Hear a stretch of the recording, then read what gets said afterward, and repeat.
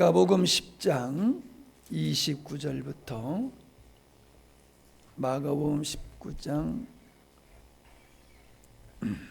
29절 30절 두 절을 보겠습니다. 우리 한 목소리로 읽어볼까요? 시작.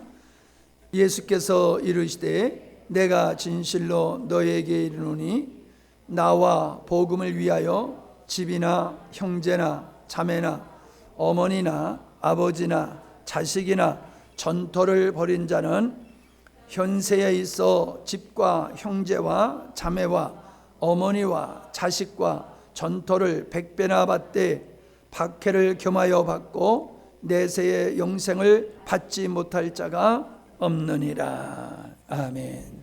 장애 요소가 있더라는 거예요. 하나님을 믿어. 근데 하나님의 말씀도 진리로 믿지만은 그 말씀을 따라 주님께서 보여주신 삶의 원리를 따라 살지를 못해요. 그러니까 믿음, 어떻게 보면 믿음 따로 삶 따로 이러한 모습을 가지고 사는 게 성도들이지요. 그래서 살아계신 하나님의 생명의 능력을 충분하게 경험을 못하게 되는 거예요.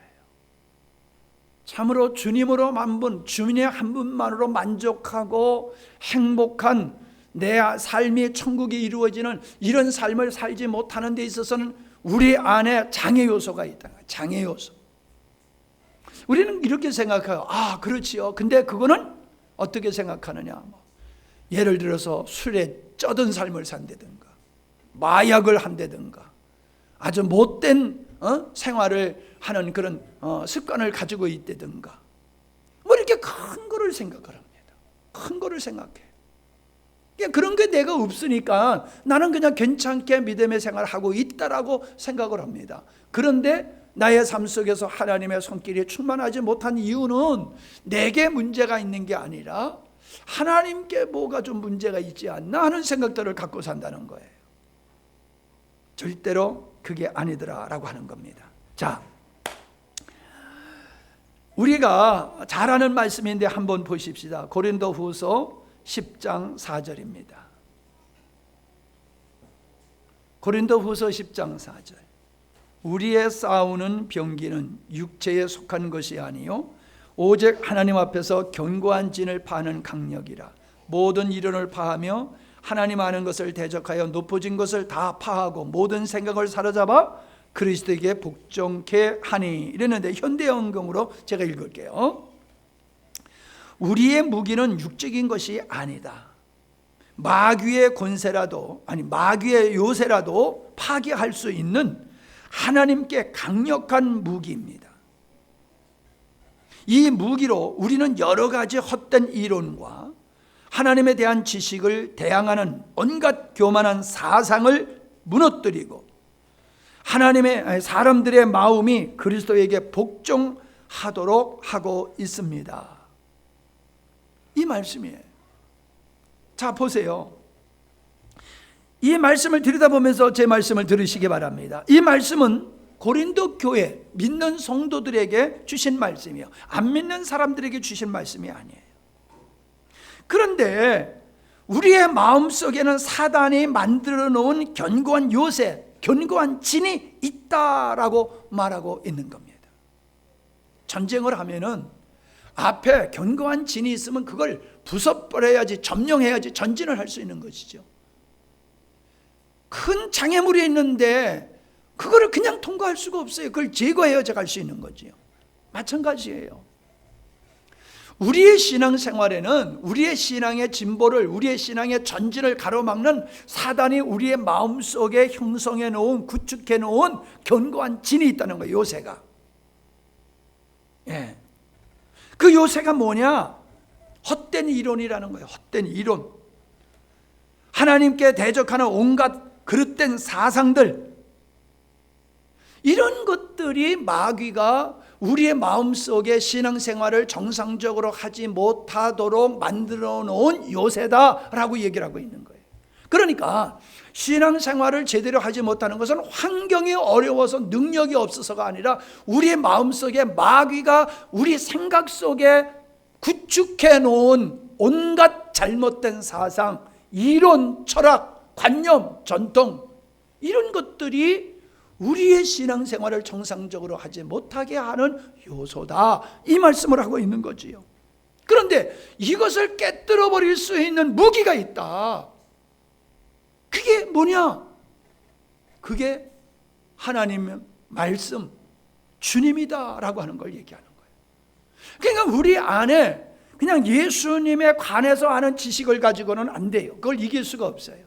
내 생각, 잘못된 이론과 철학, 가치관이 무너지질 않아요. 근데 생명이신 예수님을 만나고 보면은 지금까지 내가 굳게 믿고 그렇게 살아왔던 것들이 잘못된 것이로구나 라고 하는 걸 깨닫고 그것이 무너지게 되어 있어요. 근데 그게 안 무너지는 사람, 하나님을 믿으면서도 안 무너지는 사람은 예수님을, 하나님을 인격적으로 만나지 못하고 그분의 말씀이 진리임을 체험하지 못하다 보니까는 이론적으로는 인정하지만 삶 속에서는 여전히 자기 생각을 따라서 과거에 자기가 살아온 관념대로 살게 된다는 거예요. 그러니까 주님이 원하는 믿음의 생활은 안 된다는 거지. 우리는 우리 안에 이처럼 나도 모르는 우리의 믿음의 생활을 전진하는 것을 가로막고 있는 이런 방해 요소가 무엇인지를 하나님 앞에서 겸손히 묻고 찾아내야 됩니다. 그것을 무너뜨리지 아니하면은 누구도 여러분을 붙잡지 아니하고 스스로 여러분이 여러분의 잘못된 생각에 묶여서 여러분의 하나님이 원하는 은혜의 축복의 자리로 못 들어간다는 거예요. 겨우 천국 가기 위해서 예수 믿는 거지, 주님 때문에 행복한 삶을 살고 주님 때문에 세상이 알지 못하는 풍성한 은혜의 삶을 못 살게 된다는 거예요. 그러니까 반드시 치유를 받아야 되지요. 아이들이 성장하지 아니하면 뭔가 이유가 있어요. 나무가 자라지 아니하고 열매를 맺지 아니하면 뭔가 이유가 있어요. 겉으로 보면 나무가 멀쩡해도 태풍에 나무가 넘어진 나무를 가서 보면은 속에 개미들이 들어가 가지고 속을 다 갉아먹어 가지고 태풍을 불면 태풍을 이기지 못하고 쓰러진 나무들이 있잖아요.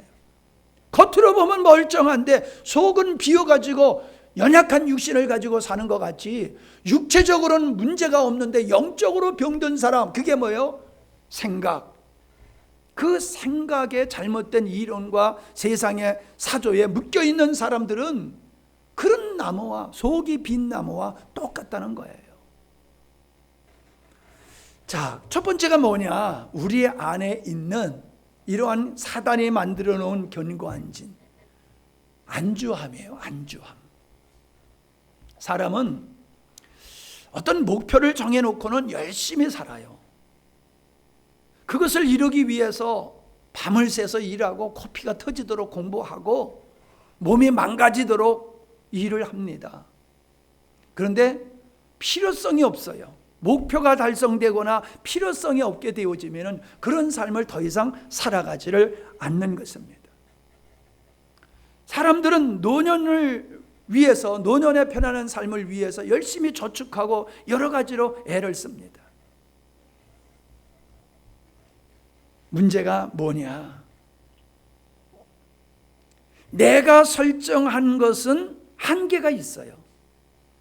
근데 하나님이 우리에게 주신 비전은 평생 가도 이룰 수 없는, 주님의 나라에 갈 때까지 우리는 힘써 달려야 할 것이거든요. 하나님이 주신 비전을 같이 살지 아니하고 내가 만든 비전을 가지고 사니까는 자포자기가 할 때가 있고 포기할 때가 있어요. 포기할 때가 있어요. 성경에 보면 자족한다는 말씀이 있는데, 여러분 자족이라는 걸 가만히 생각해 보세요. 낙담하여 체념해가지고 포기해서 자족하는 사람이 있잖아요. 에휴, 이대로 살면 됐지 뭐. 그게 뭐예요? 체념하는 거예요. 체념. 안 돼, 더 이상 할 수가 없어. 그냥 체념함으로 여기가 좋사오니라고 생각을 하고 스스로 자족하며 살아가는 거예요. 이건 건강한 게 아니지요. 네. 사람들은 자긍심을 가지고 사는데 자기에 대해서 아주 긍정적으로 평가하는 거예요. 자기에 대해서 아주 좋게 과대표장하거나 자기에 대해서 자기를 신뢰하는 이런 마음이, 자기를 긍정적으로 바라보면서 살아가는 이 마음이 또 자족하는 원인이 되다는 거예요. 이건 잘못이지요. 우리는 하나님께서 나에게 베푸신 모든 그 하나님의 관점에서 여기가 좋사오니, 이것이 좋사오니 이렇게 돼야지, 체념적인 상태에서 자족하는 것을 좋다고 생각하면 안 됩니다. 사람들은 자기가 이룬 목표를 이루게 되면 거기서부터 안주합니다. 여러분, 신앙생활도 마찬가지예요. 신앙생활도 자기가 설정한 믿음의 선이 있어요. 어떤 나를 전도한 권사님을 보니까, 집사님을 보니까, 참 저 사람들은 신앙생활을 참 멋지게 해. 나도 저 정도 해야지, 저렇게 해야지. 그건 자기가 정해놓은 거예요. 그것에 이루게 되어지면 그 다음서부터는 열정, 갈망이 없어지는 거예요. 목마름이 없어지는 거예요. 제가 종종 그러지 않습니까? 자기가 스스로 쓰려고 하는 아이는 잡아주면 쓰지만은, 쓰지 않으려고 하는 아이는 일으켜 세울 수가 없다.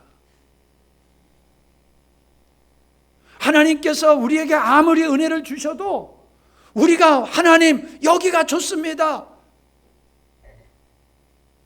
나 예수님 믿으니까 지옥은 안 갈 거잖아요, 이 정도면 되잖아요. 주일날 가서 예배 드리고 11조 하고 봉사 그래도 한 가지 정도 하고 남들한테 비난받지 않는 정도 살면 됐잖아요. 주일 내내 교회 나갈 필요가 뭐 있어요? 주일날 한 번 나가면 됐지요. 자기 나름대로 믿음의 생활을 이렇게 하는 거야 라고 정해놓고 거기에 그 속에서 안주하는 거예요. 이러한 신앙은 절대로 성장하지 못합니다. 안주하는 신앙은 발전하지 못해요. 성숙하지 못해요. 하나님의 깊은 은혜의 자리에 들어가지 못해요. 여러분, 제가 이런 말씀을 여러분에게 나누는 것은 제가 여러분의 신앙생활을 검토해 볼 때에 가장 많이 빠져 있는 게 이 안주함이에요. 건강하잖아, 경제적으로도 괜찮잖아, 크게 문제 없잖아. 그러니까 어떤 성경을 파야 될 이유도 없고 기도해야 할 이유도 없고 그냥 주일날 가서 예배만 드리면 족한 것으로 여기는, 정말로 하나님의 우리를 창조하시고 구원하신 하나님의 그 뜻을 생각한다라고 하면은 우리가 안주할 수가 없어요. 계속해서 끊임없이 우리는 달려야 되는 그런 자리에 있는 것인데, 그냥 안주해버리니까 목사님이 설교를 잘하든 못하든 상관없어, 교회가 이렇게 되든 저렇게 되든 상관없어. 안주, 영적인 안주, 무서운 질병, 사단의 견고한 진입니다. 그러니까 자신도 착각할 수밖에 없죠. 왜요? 남한테 지탄받는 삶은 살고 있지 않잖아요. 이 정도 되면 꽤 괜찮은 사람이라고 사람들이 인정하잖아요. 그러니까 그게 옳은 줄 알아요. 옳은 줄 알아요. 달리는 말에게 채찍을 가한다고 하지 않습니까? 안주하게 되어지면 타락하게 되는 거예요. 우리 혈관에 피가 흘러야 되듯이 우리는 끊임없는 하나님이 주신 그 비전을 따라서 그걸 향하여 나가기 위해서 영적인 노력들을 해야 돼요. 그렇지 아니하고 머물러 있으면 하면 안 된다는 거예요. 그래서 빌립보서에서 뭐라고 그랬어요? 빌립보서 3장 12절에 나는 이것을 이미 얻은 것도 아니요 이미 목표점에 다다른 것도 아닙니다.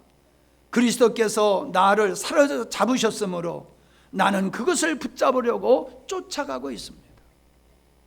이게 영적인 그리스도인의 건강한 모습이에요.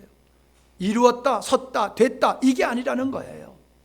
내가 주님께 붙들리고 주님의 나를 인도하시는 그 목표를 향하여서 나는 끊임없이 달려갑니다. 이게 성도가 가져야 할 자세라는 거예요. 영적 발전은 이러한 목표가 분명히 있을 때에 발전이 이루어질 수 있다 하는 거죠. 사람이 변화되지 않는 이유는 바로 안주함에 있는 거예요. 나 이만하면 괜찮잖아 라고 하는 그 안주함에서 영적인 발전이 이루어지지 않는 것이다 하는 겁니다. 이 안주함은 정말로 영적으로 무서운 질병이다 하는 거예요. 두 번째는 전통과 관습과 관행에 묶여 있는 것이다 라고 하는 거지요. 우리는 이 말씀을 수없이 들었어요. 수없이 여러분에게 이 말씀을 전했어요. 그러나 제가 볼 때야 여러분은 여전히 관습, 전통에 묶여서 거기서 여러분은 벗어나려고 들지 않는 모습이 저에게는 보여요. 예수님을 십자가에 못 박았던 그 사람들은, 예수님의 말씀을 듣고도 변화되지 않았던 그 사람들은 바로 전통, 관습에 묶여 있었기 때문이라는 거예요. 내가 지금까지 가지고 있는 이런 생각과 삶이라고 하는 것이 이게 정상적인가라고 하는 걸 돌아보지 않아요. 성찰하지 않아요. 왜? 우리 부모님들도 그렇게, 우리 조상님들도 그렇게, 우리의 믿음의 선배들이 그렇게 했으니까 이렇게 하는 게 이게 정상이야 라고 딱 못을 박아놓고 나니까는 다른 건 들려오질 않는 거예요. 들려지질 않아요. 귀에 들어오질 않아요. 사람은 못된 걸 배운다고요. 주변에서 신앙생활 잘하는 사람을 보고 배우는 게 아니라 자기가 그렇게 신앙생활을 바로 하기 싫으니까 대충 예수 믿는 사람들을 바라보고, 저 사람도 뭐 어느 교회 장로래, 집사래, 권사래, 뭐 저 사람도 저렇게 하는데 뭐 나도 그렇게 하면 됐지. 그렇게 전통과 관습에 묶여가지고 사람들이 벗어날 줄을 모르는 겁니다. 저는 여러분들에게 계속해서 말씀드리고 있는 게 뭐냐면, 지금의 신앙의 패턴에서 벗어나야 된다. 의존적이고 관람형의 신앙생활에서는 벗어나야 된다. 내 스스로가 우물을 파서 물을 길어 먹고 그 진리의 말씀을 다른 사람에게 나누어 주고 다른 영혼들을 세워가고 주님이 원하는 교회를 세워나가는 건축자로서의 삶을 개개인이 살아가야지, 예배에 참석하는 것으로 만족하는 신앙은 그건 아니다라는 얘기를 제가 끊임없이 하고 있습니다. 근데 여러분은 제가 제시하는 이 말씀을 부담스럽게 여기고 있습니다. 아니 지금도 뭐 이렇게 해서 잘했는데, 그리고 내가 헌신 잘하고 봉사 잘하면 되는데 뭘 그것까지 우리한테 우리 몫으로 줍니까? 그냥 목사님이 그냥 하시면 되는 거 아니에요? 이런 생각을 버리지 않고 있는 거예요. 또 어떤 사람은 아마 이런 생각을까지 할지도 모르겠어요. 목사님 우리 교회가 사례비 드리니까 목사님이 그거 해야지 왜 그걸 우리가 해야 됩니까? 그렇게 생각하는 분도 혹 있을지 모르겠어요. 여러분, 가서 모든 족속으로 제자를 삼으라라고 하는 것은 제자들, 예수님의 12제자들에게만 하시는 말씀이 아니에요. 모든 믿는 자들에게 주님이 하시는 말씀이지요. 네가 나를 사랑하느냐? 그래 사랑한다라고 하면 네가 모든 사람을 섬겨라. 그게 주님이 주신 말씀이에요. 우리 목사님들이 빠지는 함정이 뭐냐 하면 교리요, 교리. 우리 교리가 맞느냐? 가톨릭 교리가 뭐가 문제 있느냐? 다른 교단에 사람은 어떤 교리를 가지고 있느냐? 이 교리를 가지고 목사님들이 거기에 묶여 있어요. 맞지요? 중요하지요. 바른 교리, 바른 진리 위에 서는 게 맞지요. 그런데 그냥 교리에 묶여서 살아가는 거예요. 생명이신 주님에 의해서 살아가는 게 아니라 법이요, 법에 묶이고 교리에 묶여가지고 교리를 잘 지키는 것이, 법을 잘 지키는 것이 그게 목회를 잘하는 것으로 착각하는 분들이 많아요. 그런 분들은 대부분 회의를 해보면 목소리가 커요. 목소리가 커요. 자기 주장에 강해요. 이거를 깨뜨리지 못하면은 바로 예수님을 십자가에 못 박은 그 사람들과 똑같은 생활을 합니다. 믿는다는 모습은 있어도 정말로 생명이신 주님과 더불어 살아가는 이 은혜의 길은 절대로 갈 수 없다라고 하는 거예요. 그 다음에 세 번째가 뭐냐 하면은 두려움이에요. 두려움. 사람들은요, 하나님을 사랑의 하나님이라고 하면서 하나님을 두려워해요. 왜요? 하나님에 대한 무지와 오해에서 비롯된 거예요. 하나님을 마치 귀신 수준으로 보는 거예요. 그래서 귀신은 건들면은 성질 부리잖아요. 해코지질 하잖아요. 그러니까 하나님의 마음을 건들버리면은, 하나님 앞에 죄를 지면은 하나님이 그냥 그때그때 벌을 내린다라는 생각을 가지고 있는 거예요. 그래서 누가 좀 잘못되면 저 사람 죄를 졌나 봐, 남모르게 저 죄를 진 게 있나 봐, 그러니까 하나님이 저 벌 준 거야, 이렇게 생각을 하는 거예요. 주님은 우리에게 평강, 자유를 주신다고 그랬는데, 평강과 자유를 누리는 것이 아니라 끊임없이 하나님 앞에서 두려운 마음을 가지고 사는 거예요. 굉장히 어떻게 보면은 하나님을 두려워하다 보니까는 생활 자체가 어떤 사람들보다도 아주 더 아름답게 보일 수가 있어요. 그러나 그 아름답게 보이는 삶은 생명에 의한 주님과의 아름다운 관계 속에서 이루어지는 삶이 아니라 하나님을 오해함으로, 두려워함으로 하는 것이기 때문에 그러한 삶은 의로운 삶, 하나님이 원하는 삶이 아니다라는 거예요. 하나님이 원치 않으세요. 만약에 여러분 부모님에게 생신날 선물을 한다고 해보세요. 선물을 가지고 갈 때에 사랑으로 가져가지 두려움으로 선물을 가져가는 사람이 있습니까? 이 선물을 안 가져가면 아버지가 나한테 그냥 화를 낼 것 같아, 그래서 선물을 사가지고 가는 사람이 있습니까? 근데 우리들이 그렇게 살아간다는 거예요. 하나님 앞에 벌 받을까 봐 예배 참석하고, 하나님 앞에 벌 받을까 봐 무엇을 하고, 뭔가 하나님 앞에 하나님을 감동시켜가지고 뭔가 하나님 앞에 얻어내려고 또 헌신하고 봉사하고, 이건 잘못된 신앙이라는 거예요. 이런 사람은 형식을 중시 여기고 의식에 빠져가지고 하나님이 원하는 신앙생활을 하지 못하는 경우를 우리가 보게 됩니다. 또한 두려움을 갖는 이유 중에 하나가 그거예요. 내가 이렇게 말씀대로 살면은 이래도 되는 건가? 이러다 망하는 거 아니야? 이런 염려를 합니다. 왜요? 하나님의 나라를 이루는, 하나님 나라의 백성들이 살아가는 삶의 원리는 세상 사람들이 살아가는 원리와 정반대이기 때문에 우리는 익숙하단 말이에요. 세상 사람들이 살아가는 삶의 원리로 살아왔고 지금도 그런 부분이 많아요. 근데 그거는 우리를 평안하게 만들어요. 근데 말씀대로 산다라고 하면은 이거 안 되는 거 아니야? 예를 들어서요, 아니 일주일 내내 일을 해도 부족한데 주일날 하루 쉬면은 이게 농사가 제대로 되겠어? 사업이 제대로 되겠어? 뭐 그런 생각을 갖고 주일 성수를 못하는 거예요. 11조? 아니 지금도 내가 살기 바쁜데 이 11조 하면 망하지. 어떻게 그 11조를 해? 그건 광신도들이 하는 거야. 11조 하면 망할 것 같아가지고 못해요. 두려움이에요. 내가 지금 이렇게 살아온 이 안정된 삶이 말씀대로 삶으로 말미암아 망가질까 봐, 무너질까 봐 두려운 거예요. 지금의 편안한 삶을 지키고 싶은 거예요.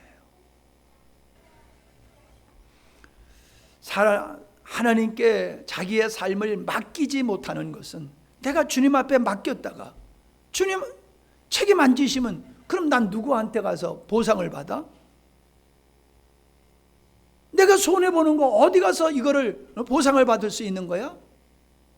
나의 인생을 주님께 맡기라고 말을 하고 있는데, 맡기는 것은 내가 맡길 수 있는데 만약에 하나님 책임 안 주시면 어떻게 할 거냐는 거예요.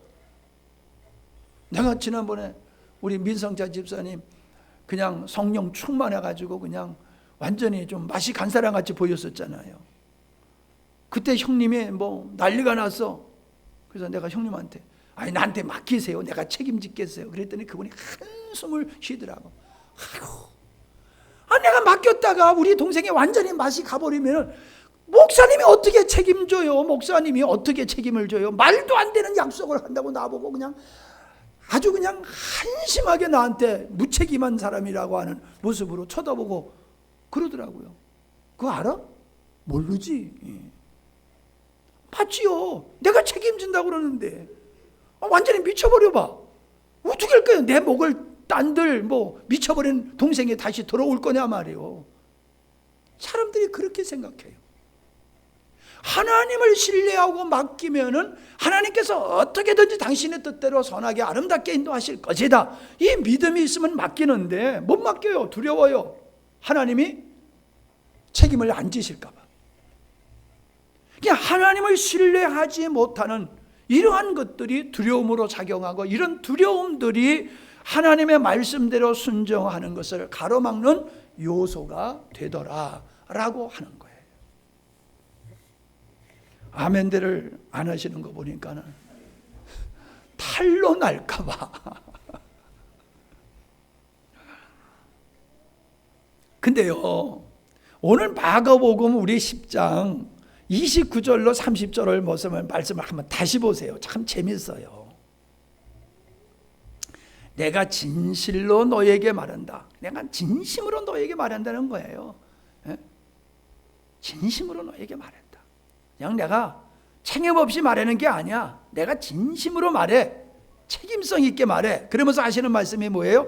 나와 복음을 위하여 집이나 형제나 자매나 어머니나 아버지나 자식이나 전토를 벌인 자는, 아이고야, 현세에 있어 집과 형제와 자매와 어머니와 자식과 전토를 100배로 받는데요. 100배로 받는 사람이 누구라고요? 100배로 받는 사람이 누구라고요? 크게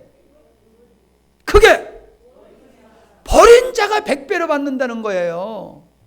자, 그런데 그래, 좋아, 버려. 근데 100배로 안 주시면 어떻게 할 거야? 난 이미 버렸는데. 버렸는데 안 주시면 어떻게 할 거야? 이거 어떻게 보상을 받아 내가? 이게 우리가 가지고 있는 마음이에요. 벌이라고 하는 의미를 여러분 잘 이해를 하셔야 됩니다. 오해하지 마세요. 여러분, 왜 우리가 영화를 보다 보면은 위험한 데서 뭐 위에서 뛰어내려야 될 때가 있잖아요. 그러면 밑에서 다 이렇게 안전하게 해놓고 뛰어내려 그러잖아요. 근데 못 뛰어내리지요. 겁이 나가지고. 만화로 그런 것도 있잖아요. 이렇게 이제 그냥 안개야, 안개. 거기서 뛰어내리라고 그러는데 못 뛰어내려. 근데 안개 밑에는 바로 널널한 십자가가 딱 그려져 있어. 뛰어내리면 십자가에 안전하게 그냥 설 수 있는데, 그 안개를 보고 무서워서 못 뛰어내리면 안 된다. 뭐 그런 그림도 여러분 보신 기억이 있을 거예요. 벌이라고 하는 것은 없애버리라는 게 아니지요. 거기에 묶이지 말라는 거예요. 거기에 묶이지 말라는 거예요. 집 팔고 돈 팔고 부모 팔고 자식 팔고 다 나 몰라라, 그렇게 하지 마. 그렇게 하라는 얘기가 아니에요. 우리가 돈에 묶이지 말고 정에 묶이지 말고 주님께 묶여야 된다는 거예요. 주님께. 이 우리 정이 참 정으로 살지만요, 정 때문에 망하는 일이 얼마나 많습니까? 그러니까 네가 인간의 정에 묶여 있으면 나를 위해서, 복음을 위해서 너 못 살아. 네가 나를 위해서, 복음을 위해서 살 수 있어. 내가 너를 구원하는 목적을 이루며 살 수 있으려고 하면은 너는 인간의 정을 버리고 세상에 대한 미련을 버려야 돼. 그래야지 너는 나와 동행할 수 있는 것이고 내 은혜를 맛볼 수 있는 거야. 그렇게 버려봐. 절대로 손해보지 않아. 내가 100배로 줄게. 그게 뭐예요? 100배로 준다는 거는 진짜 데려주고 말려받는다는 얘기가 아니지요. 완벽한 것을 얘기해요. 100이라고 하는 것은 완벽한 수를 얘기하는 거거든요. 하나님께서 완벽하게 채워주신다는 거예요. 완벽한. 제가 이름은 기억이 안 나는데 그 헤비타트 그 집 져주는 그 운동하는 분들이 있잖아요. 그거를 만드신 분에 대한 이 얘기를 제가 읽은 적이 지금 생각이 나요. 그분이 굉장히 돈이 많은 부자인데 어느 날 갑자기 아내가 이혼 서류에다 도장을 찍어가지고 남편한테 준 거예요. 당신은 나하고 결혼했지 돈하고 결혼했느냐? 당신은 오직 돈밖에 모른다. 나는 도대체 난 그런 당신하고 나는 행복하게 살 수 없으니까 난 더 이상 당신하고 못 살겠다. 이혼장에 도장을 찍어가지고 남편한테 준 거예요. 남편이 그걸 읽고 아주 그냥 화들짝 놀란 거지요. 아니 이렇게 내가 돈을 많이 벌어서 호강호식이 시켜주면은 아내가 고마워하고 행복할 줄 알았는데 그게 아니더라는 거예요. 그걸 깨닫고 그분이 자기의 재산을 팔아가지고 어려운 사람 집 짓기, 집 지어주는 운동을 시작했다고 그러더라고요. 여러분 아파트 팔아야 되고 전다 팔 필요 없어요. 근데 여러분이 돈의 마음을 뺏겨버리면, 부자나 가난한 자나 돈에 묶이고 재물에 마음을 뺏긴 사람은 그 돈의 재물의 노예가 되는 거예요. 하나님은 그런 사람과 함께 하실 수 없어요. 하나님은 그런 사람을 쓰실 수가 없어요. 그냥 자기가 벌어서 자기가 쓰는 것이고 하나님은 그걸 보장하지 않으세요. 어느 날 갑자기 그 돈이 울면서 나를 울게 만들어 놓고 나갈 수가 있어요. 나를 통곡하게 하면서 그 돈이 떠나갈 수가 있어요. 하나님이 주신 것만이 영원한 것인 줄로 믿으시기를 바랍니다. 하나님이 주신 것만이 영원한 거예요. 예.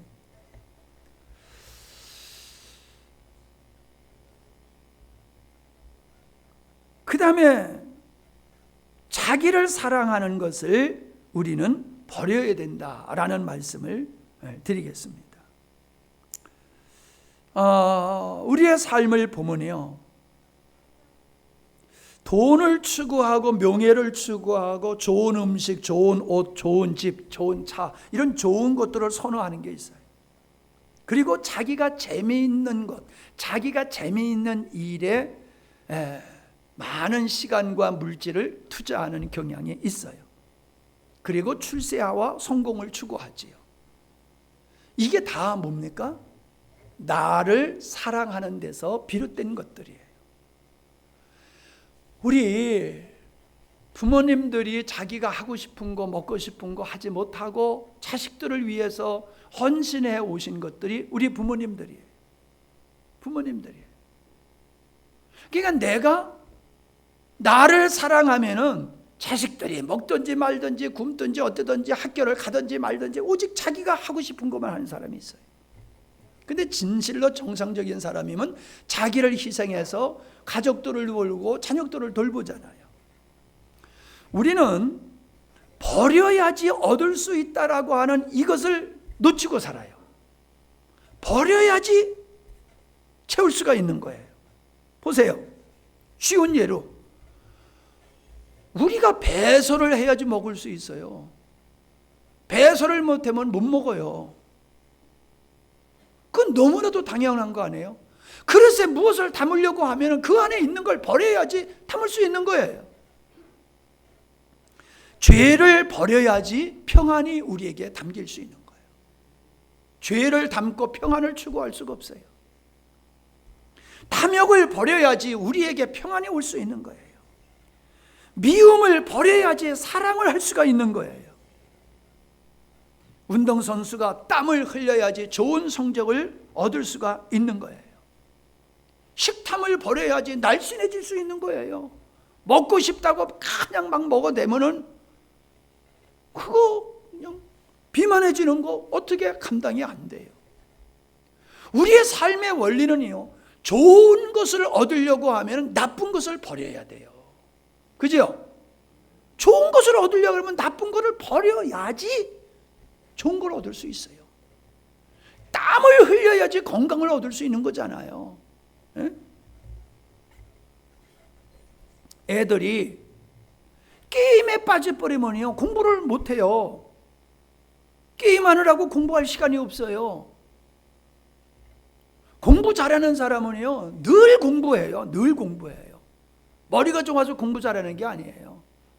반짝해가지고 기억력이 좋아서 반짝해가지고 성적은 좋은 성적 낼지 모르는 사람은 모르지만 그런 사람이 사회생활에는 성공 못해요.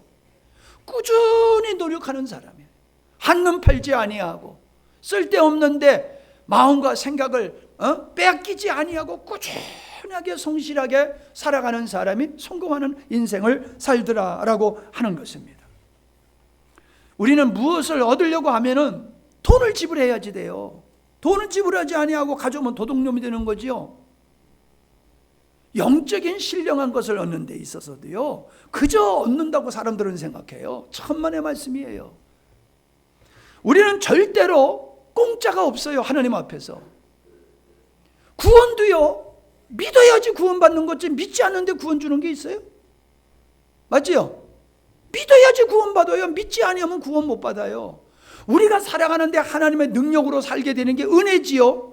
근데 하나님의 은혜와 능력으로 살아갈 수 있는 이 사람이 어떤 사람이냐? 버려야 된다는 거예요. 버려야 돼. 버리지 아니하면 하늘의 신령한 걸 주님을 얻을 수가 없어요. 첫 번째 버려야 될 게 뭔지 아세요? 안전이에요. 안전. 사람은 다 안전하기를 원해요. 근데 믿음의 사람들은요, 주님과의 더불어의 삶을 위해서 자기 안전을 포기한 사람들이에요. 누구예요? 바울이 예루살렘에 들어가면은 결박이 기다리고 죽게 된다는 걸 알면서도 그 길을 갔어요. 손양원 목사님이 피난 가야지, 피난 가지 아니하면 죽을 수도 있는데 피난 가지 아니하고 성도들과 머물러 있다가 순교를 당하셨잖아요. 선교지에 수많은 분들이 고난의 삶을 살다가 순교를 당하는 그런 사람들이 있음을 우리가 보게 됩니다. 오늘 말씀에도 여기 뭐라고 그랬습니까? 30절을 보니까는 현세에서 집과 형제와 자매와 어머니와 자식과 전토를 100배나 받되, 또 뭘 받는다고 그랬어요? 박해를 겸하여. 박해를 겸하여 받는다. 그 박해를 받는 것은 안전을 보장받지 못하는 거잖아요. 주님은 100배로 주신다고 하시면서 박해도 반드시 받게 되는 거야. 로마서에서 뭐라고 그랬어요? 예수 그리스도와 함께 그 영광에 참여하기 위해서는 이 땅에서 환난과 핍박을 당하게 되지만 그 환난과 핍박이 장차 주님 앞에 받을 영광에 비교해 보면 비교가 안 된다라고 얘기를 하고 있어요. 우리는 믿음대로 살면 모든 것이 편안하고 형통할 줄로 생각하는데 아니라는 거예요. 우리가 살고 있는 세상은 우리가 말씀대로 살수록 세상은 우리를 공격하게 돼 있어요. 세상뿐만 아니라 믿는 사람들조차도. 그렇게 온전히 믿음의 생활을 하는 사람을 격려하고 칭찬하는 게 아니라 헐뜯고 모함하고 무너뜨리는 일들을 하고 있더라라고 하는 것입니다. 하나님의 은혜는 공짜로 얻는 게 아니에요. 세상 것을 버려야 돼요. 대가를 치러야지 돼요. 그래야지 얻을 수 있는 거예요. 하나님의 은혜를. 그런데 그냥 하나님은 은혜로 준다 하니까 다 공짜로 주는 줄 알고 세상 것, 오만 것, 쓰레기 다 그걸 짊어지고 부여잡고 또 하나님 것을 얻으려고 하니까 줘도 받을 수가 없어요. 아무리 많이 줘도 이 손가락 안에 받지 어떻게 받겠어요? 그냥 손으로 안 되면은 힘안을 하고 여기다 부어주세요. 거기다 부어줘 보세요. 그거 넘치면 어떻게 할 거예요?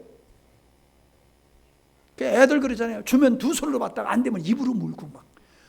여러분은 아무리 가져가 봤대서 한계가 있어요.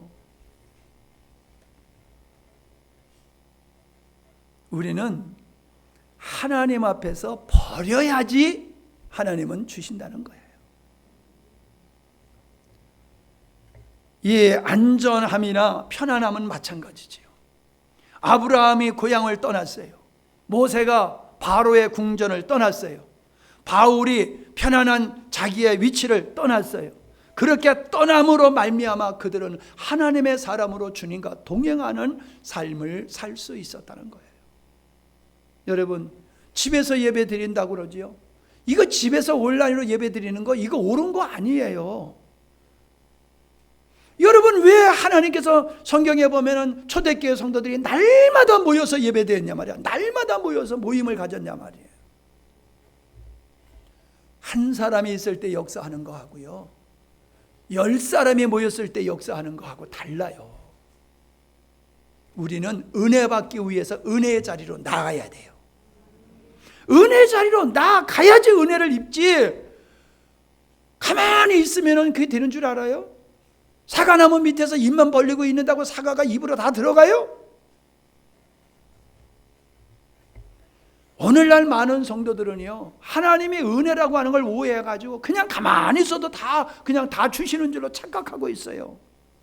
천만의 말씀이에요. 그 다음에 우리가 버리기가 어려운 게 재미있는 걸 버리는 거예요. 재미있는 거. 우리가 재미있어 하는 게 있잖아요. 이 재미있는 걸 버려야지 돼요. 제가 재미있어 하는 게 운동이거든요. 뭐 잘하지 못하지만 못하지도 못해요. 어디 가도 그래도 잘한다는 소리 듣지 못한다는 소리는 안 듣거든요. 재미있어요. 운동을 하면 얼마나 재미있는지 몰라요. 저는 최고로 좋아하는 게 배구예요. 배구를 하면요, 받을 때 그 통쾌함, 저 사람이 팍 스파이크를 했는데 내가 그걸 멋지게 딱 받아내면요, 그 통쾌함이 말도 못해요. 아니면 내가 그냥 한 방 때려가지고 그게 그냥 팍 꽂히면요, 되게 재밌어요. 얼마나 재밌는지 몰라요. 밤새워 해도 할 것 같아.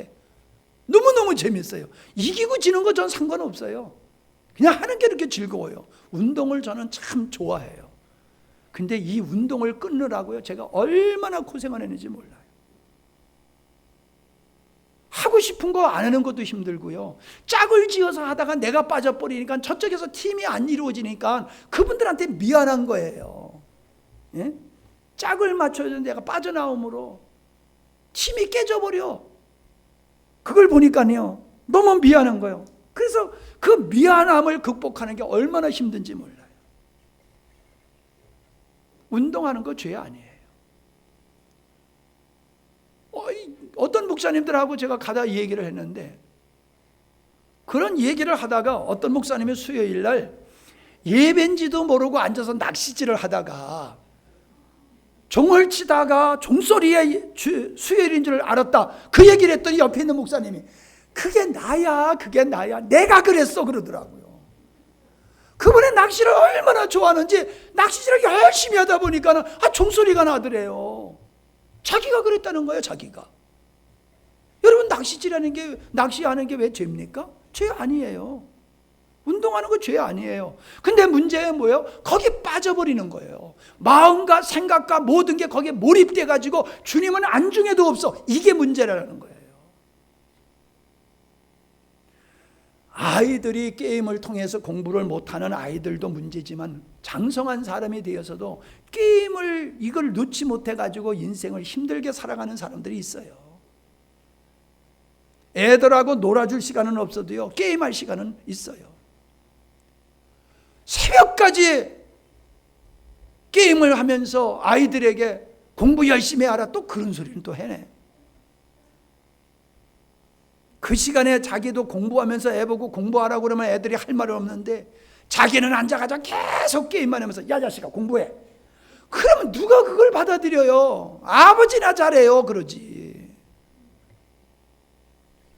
게임, 등산, 이런 그 다양하게 우리의 취미생활, 우리를 기쁘게 하고 즐겁게 하는, 우리에게 어떤 활력을 줄 수 있는 이런 좋은 재미거리, 그거 해요. 하지 말라는 얘기가 아니에요. 그런데 문제는 그것 때문에, 그래서 오늘날 그랬다 그러잖아요. 미국에 있는 교포들이 한국에 있는 지금의 이제 뭐 지금의 여러 가지 시설이 좋지만은 비디오를 빌려다 밤새도록 1편부터 그냥 십몇 편까지 밤새도록 보고 사극을 보고 기도하는데 뭐라고 그랬다고 그래요?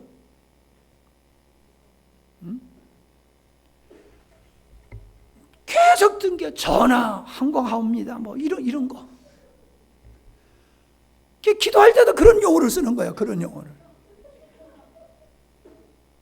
눈만 감으면 그냥 전화, 주여가 아니라 전화. 뭐 이렇게 되면 안 되잖아요. 사단은요, 우리가 좋아하는 거, 야 이거 죄 아니잖아. 너 즐겁지, 재미있잖아. 너 이거 하면 활력 생기잖아. 해.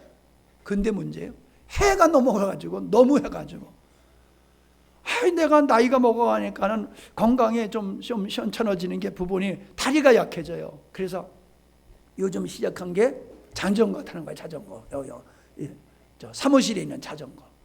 근데 자전거 타니까 말이에요, 이게 그 강도를 얕게 하니까는 이거 지루하고 답답해 죽겠어. 그래서 그냥 세게 해놓고 그냥 헥헥거리면서 막 했지.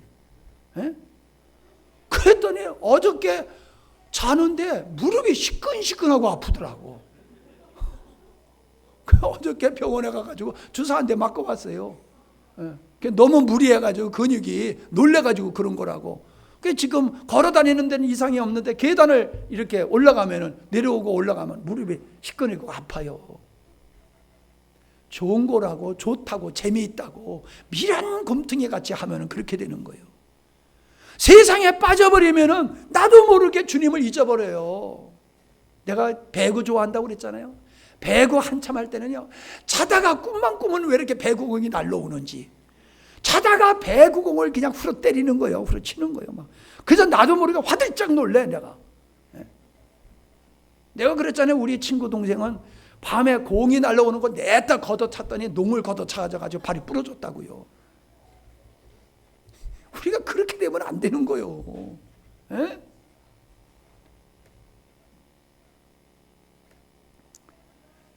재미있는 걸 버려야 돼요. 재미있는 걸. 그 다음에는 세상적인 성공을 버려야 돼요. 아니, 성공하는 게 맞지. 조금만 가도 프랭카드 붙이잖아요. 아무개가 어느 대학 갔다, 고시에 합격했다, 무슨 지에 올랐다. 그것도 이렇게 프랭카드 달아놓고 자랑하고 축하하고 그러잖아요. 모든 사람들은 성공과 출세를 인생의 목표로 삼고 살아가요. 근데요, 그렇게 사회적으로 성공했다고 해서 출세했다고 절대로 행복한 사람들은 아니에요. 우리가 이런 기도 사역을 하고 여러 가지 사람들을 만나다 보니까요, 세상적으로 잘 나가는 사람인데 속에 소갈이하고 사는 사람들이 얼마나 많은지 몰라요. 사회적 지위와 소유와 그의 어떠한 것들이 행복을 보장하는 게 아니더라. 인생의 성공과는 다르더라. 사회적 성공을 이룰지 모르지만은 인생의 성공과는 상관이 없더라라고 하는 겁니다. 자, 보세요. 빌립보서 3장, 우리가 조금 아까 읽었었는데, 자, 빌립보서 3장 4절을 다 보세요. 빌립보서 3장 4절. 그러나 나도 육체를 신뢰할 만하니, 신뢰할 만하며 만일 누구든지 다른 이가 육체를 신뢰할 것이 있는 줄로 생각하면 나는 더욱 그러하니라. 나는 8일 만에 할례를 받고 이스라엘 족속이요 베냐민 지파여 히브리인 중에 히브리인이요 율법으로는 바리새인이요 열심으로는 교회를 박해하고 율법으로는 흠이 없는 자라. 자, 이게 한마디로 출세한 거예요. 금수저로 태어나고 공부 열심히 해서 출세하고 성공한 사람의 사례를 얘기하는 거하고 똑같은 거예요. 자랑할 게 너무 많아. 그런데 7절을 보세요. 그러나 내가 이렇게 자랑할 게 많아. 그러나 무엇이든지 내게 유익하던 것을 내가 그리스도를 위하여 다 해로 여길 뿐더러 또한 모든 것을 해로 여김은, 자, 그렇게 자랑하는 거, 그렇게 내가 다른 사람한테 자랑하고 싶은 인생의 성공과 출세의 어떤 요소들을 이제는 나는 그거를 해로 여긴다. 그리고 나는 그거를 잃어버리고 배설물로 여긴다. 왜냐? 8절을 보세요. 또한 모든 것을 잃어버리고 배설물로 여김은 알고 봤더니 그건 아무것도 아니더라는 거예요. 배설물, 똥과 같더라는 거예요. 똥자루 붙들고 사는 사람 어디 있어요? 근데 이 얘기가 나오니까 얘기하는데, 애들 그 기저귀는 가져가, 집으로 좀. 응? 여러분, 애들 기저귀는 집으로 좀 가져가라고. 그거 이렇게 나가지고 우리 미미하고 절미가 그거 가지고 다니면서 그냥 씹어 나가지고 아주 나 그거 치느라고. 다른 거 치는 건 괜찮은데 그거 치는 거 별로 기분 안 좋더라고. 예, 그러니까 여기서 쓰레기 처리하는 거하고 여러분 집에서 쓰레기 처리하는 건 달라요. 여기서 쓰레기 처리는 내 손을 통해서 그거 재처리돼 가지고 처리가 되는 거예요. 여러분 집에서 버리는 건 뭐 상관없지만은, 그러니까 그건 좀 가져가시오. 예, 이제 없을 거야 그게. 자, 여러분 똥자루 가지고 사는 사람 어디 있습니까? 코푼정에 주머니에 넣고 가지고 다니는 사람 어디 있습니까? 다 버려버리죠. 바울이 말해요. 내가 인생에서 이렇게 자랑거리를 여기던 것이 이게 똥자루와 같아. 코푼 종이와 같아. 그래서 나 이거 다 그냥 버렸어. 여러분, 뭔가 버리기 위해서는요, 새로운 것에 대해 도취가 돼야 돼요. 예? 어떤 아이들이요, 처음에는 농구하는 게, 우리 아이들 어때요? 처음에 공 차는 거 공 차는 거 좋아해나? 야구하는 게 좋나? 야구 한참 애들이 공 차는 게 좋으니까 야구 안 하고 맨날 공만 차잖아. 더 재밌는 게 있으니까 먼저 하던 거 버리잖아요. 우리가 세상 것의 가치를 진짜를 만나면은 이게 헛된 것이라는 걸 알게 되는 거예요. 그러니까 버리게 되는 거예요. 이거 여기 뭐라 했어요? 예수 그리스도를 얻고, 8절 하반절에 잃어버리고 배설물로 여기면 그리스도를 얻고, 9절 그 안에서 발견되려 함이라. 내가 예수님을 얻고 예수님과 더불어 살아가는 거, 이게 진짜야. 이게 진짜야. 그 얘기예요. 그러니까 버린다는 거예요. 여러분, 열심히 살다 보니까는 성공하고 출세하는 거, 그거 하지 말라는 얘기가 아니에요. 그게 목표로, 그런 걸 목표로 삼지 말라는 거지요. 예. 우리는 많은 비용을 들여야지 신령한 것을 얻을 수 있음을 잊지 마시기를 바랍니다.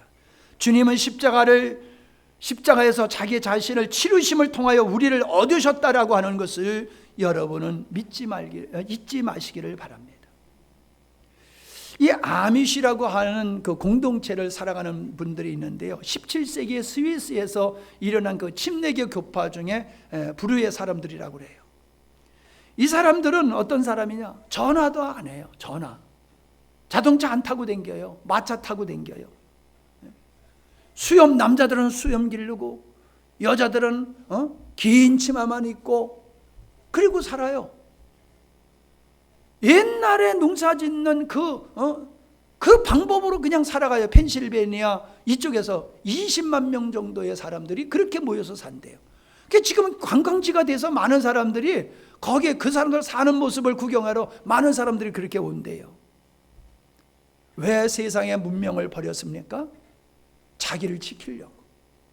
세상 문명에 빠져가지고 내가 마음을 뺏기고 주님을 잊어버릴까 봐 옛날에 살아가는 그 방식대로 사는 사람이 있다는 거예요. 지금도. 아미시라고 여러분 쳐보세요. 그러면 네이버에 치면은 나와요. 우리의 과거의 믿음의 선진들은요, 수도 생활을 했어요. 광야로 들어가서 그 절벽에 집 져놓고 거기에서 세상의 모든 것 끊고 주님만 바라보는 삶을 살았어요. 꼭 그렇게 하는 것만이 옳다는 얘기는 아니지만은 그분들이 주님을 얻기 위해서 세상의 모든 것을 그렇게 버렸다라고 하는 이것만큼은 우리도 본받아야 되고 그렇게 살아가야지 되리라고 저는 믿습니다. 여러분들에게 나눠드렸던 앤드류 머레이의 그 고백을 여러분에게 말씀드리고 마치고자 합니다. 내가 자신을 그리스도께 온전히 드렸을 때 나는 주님을 온통 내 것으로 삼는 능력을 받았네. 내가 내 자신을 주를 위하여 내가 가진 모든 것을 버렸을 때 주님은 온전히 나를 받으시고 자신을 온전히 나에게 내어 주셨네. 주님 앞에 모든 걸 드리고 세상의 모든 걸 내가 마음속에서 다 비웠을 때 하나님은 모든 것을 내게 주시더라. 제가 이거를 여러분에게 가끔 소개하는 이유가 어디 있습니까? 제가 이렇게 살아보니까는 이게 맞더라는 거예요. 내가 모든 것을 내려놨을 때 하나님은 모든 것을 주셨어요. 모든 걸 포기할 때 주님은 나의 점점 부여가 되셨어요. 많이 버릴수록 많이 얻게 돼요. 전부를 버리게 되면 주님의 전부를 얻을 수 있는 거예요. 우리는 세상의 것을 얻으려고 믿음의 생활하는 사람 아닙니다. 우리는 주님을 얻고 주님 안에서 나를 발견하고 주님의 작품된 삶을 살아가기를 소원하고 결정한 사람들이요. 이게 하나님을 믿는 사람이에요. 이게 예수님을 믿는 사람이에요. 이런 사람을 하나님은 찾아요. 주일날 나와서 예배만 드렸다고 하나님이 기뻐한다고 착각하지 마세요. 많은 분들이 우리 여러분들을 보고 야, 이 산속에, 농촌에서 이 산속에서 이렇게 젊은이들이 모인 교회 정말로 신기하다, 이런 얘기들을 해요. 근데 여러분, 정말로 그분들에게 칭찬받을 만한 믿음을 여러분 가지고 계십니까? 정말로 여러분 세상 것을 분토와 같이 버리고 주님의 나의 인생의 전부라고 하는 주님의 갈망의 마음 가지고 삽니까? 나는 주님 한 분만으로 만족합니다. 다 가져가신다 할지라도 나 주님 한 분만으로 만족하다고 하는 그런 마음이 정말 있습니까, 우리에게? 마지막 시대는요, 이 믿음을 갖지 아니하면은 세상을 이길 수가 없어요. 여러분 각오하세요. 끝까지 여러분이 믿음을 지키고 주님이 인정하는 믿음이 되고 주님 앞에 갔을 때 착하고 충성된 종이라 여러분이 인정받기 위해서는요, 우리 안에 마귀가 만들어놓은 견고한 진들을 과감없이 여러분이 버려버려야 됩니다. 깨뜨려버려야 됩니다. 그럴 때 여러분은 다른 사람이 보아도 정말로 멋진 그리스도인이 될 것이고 하나님이 약속하신 것 누릴 수 있고 주님의 생명으로 승리하는 멋진 삶을 살아갈 줄로 믿습니다. 할렐루야. 기도합니다. 여러분이 말씀을 들으시면서 내 안에는 저걸 깨뜨려 버려야 되는데, 내 안에는 나도 모르게 저런 것들이 견고한 진이 되어서 믿음의 진보를 가로막고 있는데 깨달은 것이 있을 줄 압니다.